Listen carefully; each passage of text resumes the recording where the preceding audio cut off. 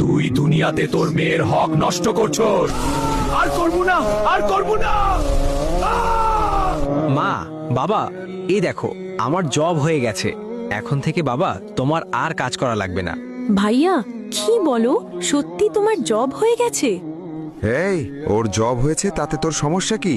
যা এখান থেকে। আরে, তুমি মেয়েটার সাথে এমন ব্যবহার করো কেন? মা বাবা আমার সাথে এমন কেন করে? এমন ভাবে ব্যবহার করে মনে হয় আমি তাদের সৎ মেয়ে। মা, বাবা, মিলি কোথায়? আমরা তো খেতে বসলাম।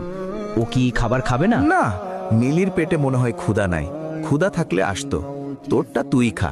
মা, আমি অফিসে যাই, ঠিক আছে? ঠিক আছে বাবা, সাবধানে যাস। মা, বাবা, এই নাও, আজকে আমি বেতন পেয়েছি। কি বলছো বাবা, সত্যি? দে দে।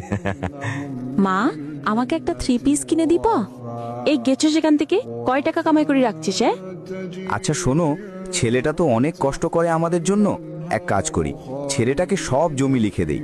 মেয়েটা তো পরের বাড়ি চলে যাবে, ওর লাগবে না। আচ্ছা, তাহলে কালকেই পাটোয়ারি সাহেবকে দেখো। পাটোয়ারি সাহেব, আপনাকে আসতে বলছি এই কারণে যে আমরা কখন মরে যাই তার তো ঠিক নেই, তাই আমাদের সম্পত্তিগুলো ছেলের নামে লিখে দেই। এই নেন দলিল। হ্যাঁ, সব তো ঠিক আছে, খালি ওদের সই লাগবে। আচ্ছা বাবা, তুমি এখানে একটা সই দাও তো। ঠিক আছে আঙ্কেল। মিলি, এবার তুই সই দে। না আব্বা, আমি সই দেব না।